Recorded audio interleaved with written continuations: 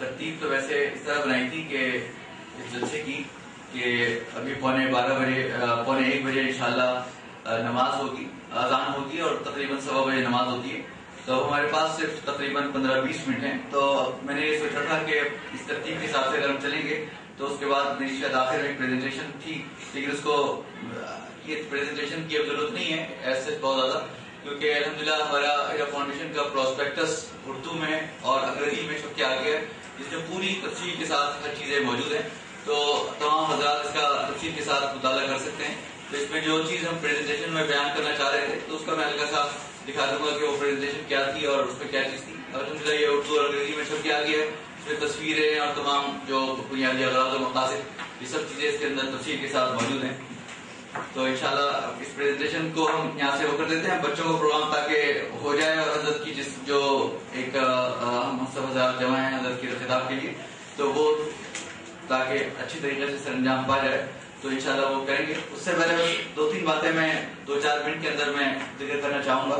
سب سے پہلی بات تو یہ کہ میں اللہ تعالیٰ کا انتہائی شکر گزار ہوں، اللہ تعالیٰ کا انتہائی حمد بیان اور شکر کرتا ہوں کہ اللہ تعالیٰ نے ایک بہت ہی قلیل عرصے کے اندر تقریباً 10 مہینے میں یہ اللہ تعالیٰ نے 22 کمروں کی تعمیر اور تزئین کا کام مکمل کروا دیا.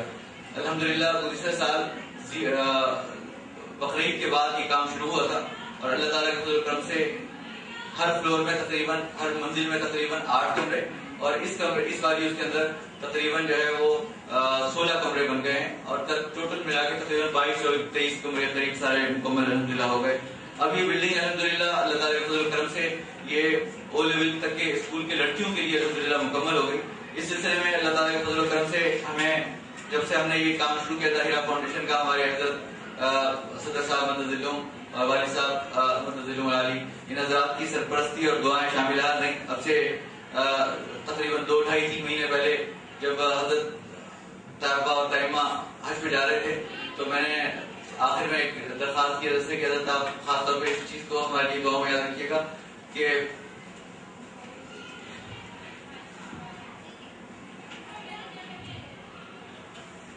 وقت بہت کم تھا، چھوٹے بچے تھے، ان کی فکر تھی کہ بچے کسی طرح یہ کام الحمدللہ مکمل ہو جائے. اللہ تعالیٰ نے اللہ تعالیٰ کی طرف سے حضرات کی دعائیں تھیں، اللہ تعالیٰ نے کروا دیا مکمل. اس سلسلے میں سب سے پہلے اللہ تعالیٰ کا شکر ادا کرتا ہوں اپنے بڑے حضرات کی دعاؤں کا، اللہ تعالیٰ کے فضل و کرم سے وہ ہے.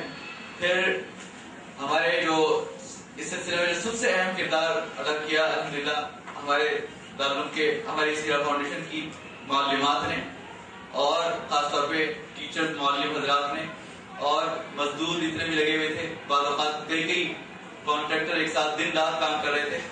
تو کوشش یہ تھی کہ ہماری کہ جو نیا سیشن شروع ہونے والا ہے اس سے پہلے یہ کام تعمیراتی کام مکمل ہو جائے. اللہ تعالیٰ نے یہ کام مکمل کروا دیا. البتہ کچھ فنیشنگ کا کام باقی تھا، وہ الحمدللہ وہ چلتا رہا تھوڑا بہت، تو وہ اللہ کا شکر ہے تقریباً مکمل ہو گیا.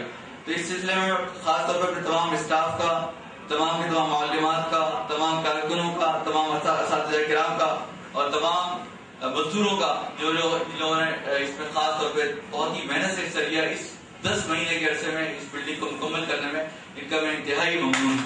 اللہ تعالیٰ ان کو دنیا اور آخرت کی بہترین جزا عطا فرمائے، ان کو بہترین کامیابی عطا فرمائے، فلاح عطا فرمائے. گزشتہ 1 مہینے پہلے آخری اشرے میں نے سب لوگوں کو ای میل کر دی تھی کیونکہ چھٹیاں ہو گئی تھی. میں نے سوچا تھا کہ اپنے حضرات سے بڑوں سے مشورہ کر کے کہ ہم اس کا ایک چھٹائی تقریب کرنا چاہتے ہیں تاکہ حضرات آئیں اور دعا کریں. تو میں نے ان کو ای میل کر دی تھی کہ بھائی آپ لوگ اپنے گھروں میں، چھٹیاں ہو گئی ہیں، عید کی چھٹیاں ہیں، آپ لوگ اپنے گھروں میں تیاری کریں، ہم ایک جلسہ کرنا چاہتے ہیں. تو انہوں نے گزشتہ 1 مہینے ماشاءاللہ بڑی جانشانی کے ساتھ، بڑی محنت کے ساتھ تمام ٹیچروں نے اپنے اپنے گھروں کے اندر رہتے ہوئے ایک خوب کام کیا اور تمام بچوں کو تیار کیا. انشاءاللہ وہ بچے پیش ہوں گے اور تمام چیزیں انشاءاللہ نظر آ جائیں گی انشاءاللہ. تو یہ اس لحاظ سے بھی میں اپنے اسٹاف کا بہت زیادہ ممنون ہوں کہ انہوں نے بہت ہی زیادہ ماشاءاللہ اچھی طریقے سے کام سر انجام دیا. اللہ تعالیٰ ان کو بہترین جزا عطا فرمائے. میں نے جو پریزنٹیشن دینی تھی وہ اس کا مختصر سا میں دکھا دیتا ہوں کہ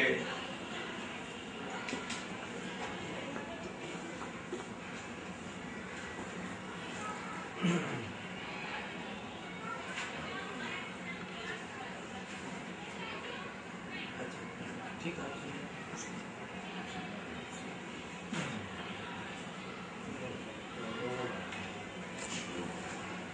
یہ HFS کا لوگو ہے، ہیرا فاؤنڈیشن اسکول. اس کا اردو میں ہم نے پریزنٹیشن بنائی تاکہ ہمارے تمام اساتذہ کرام اس کو آسانی سے سمجھ سکیں. بنیادی تصور وہی تھا جو ہمارے دادا حضرت مولانا مفتی محمد شفیع صاحب رحمۃ اللہ علیہ کا تھا کہ ایک ایسا اچھا ادارہ وجود میں آ جائے کہ جس کے اندر بچے اس قابل ہوں کہ چاہے وہ آگے جا کے عالم بننا چاہیں، چاہے انجینئر بننا چاہیں، چاہے بینکنگ کی سائڈ میں جائیں، چاہے کسی بھی سائڈ میں جائیں، بہترین مسلمان ہوں اور ان کے اندر ایجوکیشن کے اندر وہ کسی سے پیچھے نہ ہوں. کسی بھی بہترین سے بہترین ادارے کے اندر وہ آسانی کے ساتھ داخلہ حاصل کر سکیں. یہ بنیادی تصور تھا اور یہ دارالعلوم کا تعارف ہے جس کا پورا پراسپیکٹس کے اندر کوئی تفصیل آ گئی ہے الحمدللہ.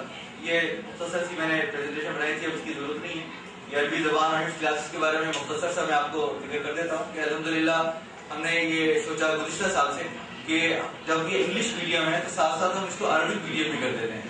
تو اس کا فائدہ یہ ہوگا کہ انشاءاللہ جب بچے بالکل پری پرائمری سے یعنی مونٹیسری سے شروع کریں گے تو جب وہ او لیول تک جائیں گے تو بچے انشاءاللہ عربی بول چال میں آسانی ہو جائے گی اور ان کے عربی ریڈرز اور عربی چیزیں کریں گے تو اس کا فائدہ یہ ہوگا کہ انشاءاللہ وہ قرآن پاک، حدیث، جتنی بھی کتابیں وہ از خود مطالعہ بھی کر سکتے ہیں، چاہے وہ بعد میں انجینئر بن جائیں، چاہے وہ کسی بھی فیلڈ میں چل جائیں تو لیکن وہ ان کو عربی آتی ہوگی اور عربی زبان ہم سب کی اصل زبان ہے. لہٰذا الحمدللہ اس سلسلے میں ساجدہ واجی، محترمہ ساجدہ واجی کا بہت ہی ممنون ہوں.